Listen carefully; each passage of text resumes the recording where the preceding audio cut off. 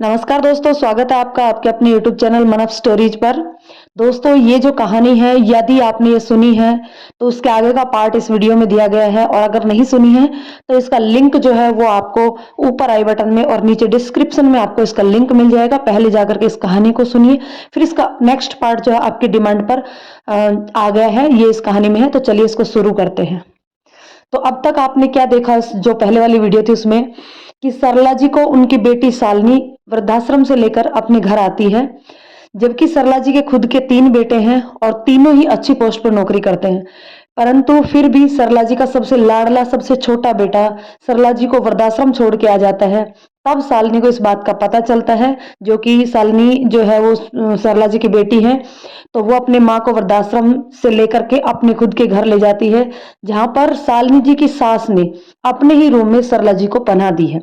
तो ये जो कहानी है वहां तक हम उस पहली वाली वीडियो में पढ़ चुके हैं।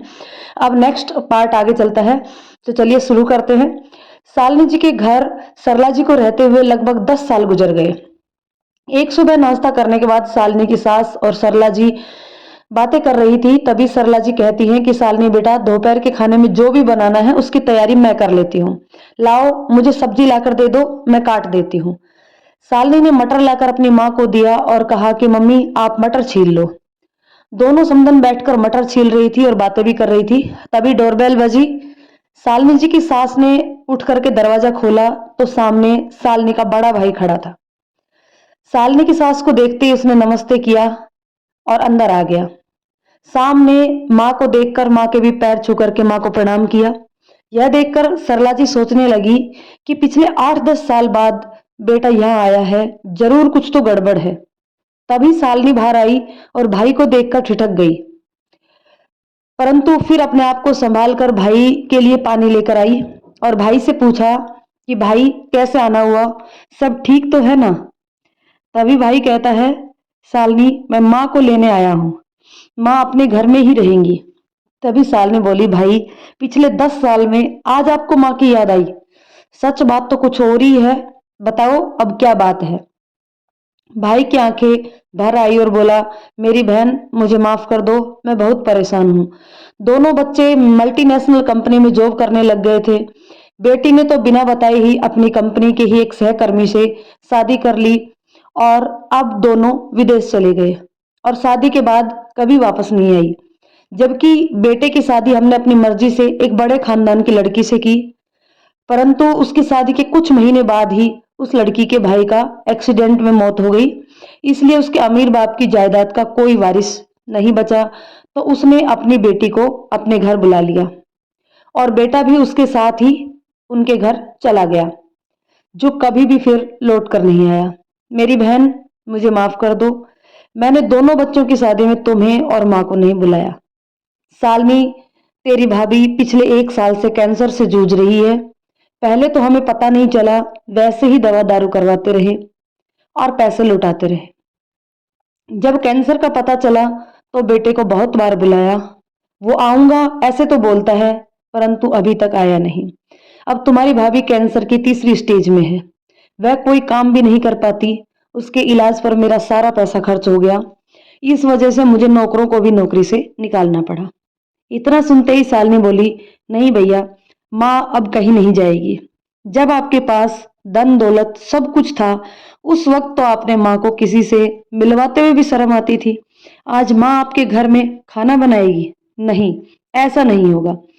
तभी माँ ने ही बीच में बोलते हुए कहा, शालिनी बेटा मुझे जाने दे, तेरे भाई को आज मेरी जरूरत है। यहाँ भी तो बैठी ही रहती हूँ, मैं थोड़ा खाना बना दूंगी तो क्या हो जाएगा। शालिनी बोली, माँ तू भूल गई वो दिन जब इन तीनों ने मिलकर आपको वृद्धाश्रम भेज दिया था। सरला जी बोली, बेटा इनकी करनी इनके हाथ, मेरी करनी मेरे हाथ।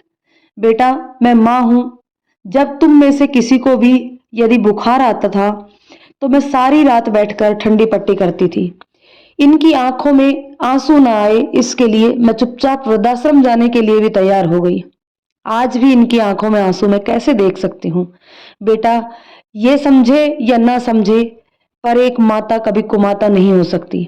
और शालिनी बेटा, मुझे तुम पर गर्व है कि कम से कम मेरी बेटी में तो सारे गुण हैं। बेटी मुझे तुझ पर पूरा विश्वास है, पर आज बेटों को अपनी गलती सुधारने का एक मौका देकर देख लेती हूँ। वैसे बेटा, कम से कम मैं तो अपना फर्ज पूरा कर दूं, बाकी इनका ये जाने। तभी शालिनी बोली, माँ मुझे गर्व है कि मैं तेरी बेटी हूं। और हाँ भाई, ध्यान रखना, अगर माँ से फिर तुम्हारा मन भर जाए तो वृद्धाश्रम भेजने की बजाय बेझिझक मेरे घर छोड़ जाना। मेरे घर पर बड़े बुजुर्गों का आशीर्वाद बना रहे, इसके अलावा मुझे चाहिए ही क्या। सरला जी के बेटे की आंखों में निर्झर नीर बह रहा था और वह सोच रहा था कि भगवान ने मुझे मेरी करने का फल दिया है। हमने हमारी देवी जैसी माँ के साथ क्या किया था, फिर भी आज वह हमारे लिए इस उम्र में भी अपने फर्ज निभाने की बात करती है, जबकि हम तो अपने सारे फर्ज ही भूल गए थे। सरला जी बेटी से विदा लेकर बेटे के साथ उसके घर आ जाती है और देखती है कि उसकी बहू के सिर के सारे बाल कीमोथेरेपी की वजह से उड़ चुके थे और शरीर भी काला पड़ गया था। जिस जगह जिस कोने में सरला जी को रखा गया था, उसी जगह पर वह पड़ी अपनी बची हुई जिंदगी के दिन गिन रही थी। सरला जी को बड़े बेटे के पास आए 1 महीना ही हुआ था कि सरला जी का मंझला बेटा आया, जो दूसरे शहर में रहता था। जैसे उसने माँ को देखा तो आंखों ही आंखों में इशारा करके भाई से पूछा, भाई माँ यहाँ कैसे। तब भाई ने उसे दूसरी तरफ ले जाकर बताया कि भाई तेरी भाभी की तबीयत ज्यादा खराब है, वह कुछ काम नहीं कर सकती, तो मैं माँ को यहाँ खाना बनाने के लिए ले आया हूँ। तू बता कैसे आना हुआ, क्योंकि वो जानता था कि बिना किसी काम के तो ये यहाँ नहीं आ सकता। तब मंझले ने कहा, बस भाई क्या बताऊं, लड़के की शादी है तो आपकी जरूरत पड़ेगी। बड़े बेटे ने आश्चर्य से कहा, अभी से शादी? अभी तो मात्र बच्चा 15-16 साल का ही है। हाँ भाई, पर उसके कर्म ऐसे ही हैं कि उसकी शादी करनी ही पड़ेगी। ऐसा क्या हुआ? तब मंजले ने बताया कि मेरा ट्रांसफर दूसरे शहर में हो गया था, सो मैं वहां चला गया। महीने 2 महीने में 1-2 दिन के लिए आ पाता था। वह अपनी मम्मी के साथ घर पर ही रहता था, परंतु मम्मी की कोई बात वह मानता नहीं था। वह स्कूल भी बंक करता और कॉलेज के लड़कों के साथ मटर गश्ती करता हुआ घूमता था। पैसे की कोई कमी तो थी नहीं, तो माँ से पैसे लेकर बड़े बड़े लड़कों के साथ पैसे उड़ाता था और वो लड़के उसका फायदा उठाते। उसकी माँ को लगा कि बेटा स्कूल जा रहा है, पढ़ता है, पर वह तो उन लड़कों के साथ सारे गलत काम सीख गया। अब आपसे क्या छुपाऊं, यहाँ तक कि इस उम्र में वह लड़कियों के चक्कर में भी पड़ गया। वह सारे लड़के उसके पैसों से लड़कियों को ऐश करवाते और खुद भी ऐश करते, और इसको भी इसमें लिप्त कर लिया। उसने इस उम्र में ही बड़ी बड़ी लड़कियों के साथ रंग रेलियां मनाना शुरू कर दिया। इसी के चलते एक लड़की गर्भवती हो गई तो उन लड़कों ने उसे आगे कर दिया। लड़की के घर वालों ने खूब बवाल किया, परंतु वे जानते थे कि अमीर बाप की औलाद है, तो अब इस बात पर अड़ गए कि अब तुम्हें हमारी बेटी की शादी अपने बेटे से करनी होगी, वरना पॉक्सो एक्ट के तहत पुलिस में मामला दर्ज करवाया जाएगा। भाई, यदि पुलिस तक मामला गया तो मेरी कितनी बदनामी होगी, और वैसे भी आप तो जानते ही हो कि कितनी मिन्नतों के बाद ये पैदा हुई हमारी इकलौती संतान है। यह भी यदि बाल सुधार गृह चला गया तो इसकी माँ तो जीते जी मर जाएगी। इसलिए मैंने सोचा शादी तो करनी ही है, तो क्यों ना अभी कर दूं। यह सारी बातें माँ भी सुन रही थी, तो उसकी आंखों में आंसू की धार बहने लगी और वो भगवान से प्रार्थना करने लगी कि हे भगवान, इस बच्चे को सद्बुद्धि दे। मंझला भाई बड़े भाई को शादी में आने का बोलकर माँ से नजरें बचाकर वहां से चला गया।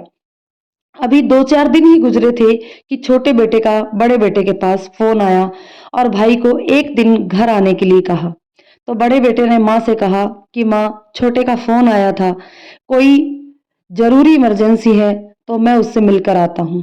जब बड़ा बेटा छोटे के घर पहुंचा तो क्या देखता है कि घर के मेन गेट के पास खाली पड़े गैराज में छोटे और उसकी पत्नी चारपाई पर बैठे हैं। भाई को देखकर दोनों ने प्रणाम किया और वहीं पड़ी कुर्सी पर उन्हें बैठाया। पास में ही गैस चूल्हा पड़ा हुआ था और उस पर छोटे की पत्नी चाय बनाने लगी। बड़े को कुछ कुछ समझ में आने लग गया था।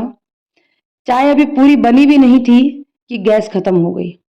पत्नी ने छोटे की तरफ इशारा करके कहा कि गैस खत्म हो गई है, तो छोटे ने घर के अंदर आवाज लगाई, बहू तुम्हारे ताऊजी आए हैं, चाय बना कर लाना। तभी अंदर से बड़बड़ाने की आवाज आने लगी, यह दो क्या कम थे जो आज भाई को और बुला लिया। यह घर नहीं, जैसे कोई धर्मशाला है। दुनिया को तो एक समय चाय नहीं मिलती, इन बुड्ढों को 4 टाइम चाहिए। किसी न किसी को बुला ही लेते हैं। और फिर आवाज आई कि वह बुढ़िया बैठी, उससे चाय भी नहीं बनाई जाती क्या? बना लेगी खुद, मेरे बस की नहीं है। तभी छोटे बोला, बहू यहाँ गैस खत्म हो गई, वरना ये तो बना ही रही थी। और भाई से बोला, देखा भाई, एक कप चाय भी बनाकर नहीं देती। मेरी तबीयत ज्यादा खराब हो गई थी तो सर्दी में बार बार गर्म पानी पीना पड़ता था, पर बहू देती ही नहीं थी, तो बड़ी मुश्किल से ये चूल्हा रखा गया। भाई, मैंने आपको इसीलिए बुलाया है कि आप बड़े हो, कुछ समझाते। इतना कहकर छोटे चुप हो गया। बड़ा भाई सोचने लगा, यह सब हमारे ही कर्मों के फल हैं। पिताजी के गुजरने के बाद एक माँ हम 3 भाइयों से संभाली नहीं गई। ये तो होना ही था। तभी बहू चाय लेकर आती है। तब बड़े बेटे ने बहू से कहा, बेटा, ये तुम्हारे सास ससुर हैं, इनकी सेवा करने का फर्ज तुम्हारा ही है, और तुम इस तरह से पेश आती हो, यह तो बहुत गलत बात है बेटा। तभी बहू तपाक से बोली, आप तो रहने दीजिए ताऊ जी, अपने बेटे बहू से तो करवा लो अपनी सेवा। ताई जी मरने को हो रही है, तब भी वो उसे देखने तक नहीं आई, और मैं इनकी सेवा क्यों करूं? क्या इन्होंने की थी अपनी सास की सेवा? मुझे सब पता है, इन्होंने तो खुद अपनी सास को वृद्धाश्रम भेज दिया था। मैं कम से कम वह तो नहीं कर रही, इस घर में रहने तो दे रही हूं, वरना इनको भी वृद्धाश्रम में होना चाहिए, जैसा इन्होंने किया वैसे ही। बहू की बात सुनकर बड़ा भी सोच में पड़ गया कि बहू सही ही तो कह रही थी। हमने तीनों ने भी तो माँ के साथ कितना बुरा किया। यह तो माँ है जो बेटों के दुख सुनते ही तुरंत दौड़ी चली आई। वर माँ तो माँ होती है, माँ जैसा कोई नहीं होता। तो दोस्तों, कहानी आपको कैसी लगी कमेंट करके बताइएगा। यदि कहानी पसंद आई हो तो लाइक शेयर कीजिए, और यदि चैनल पर नए हैं तो प्लीज चैनल को सब्सक्राइब जरूर कर लें। धन्यवाद दोस्तों।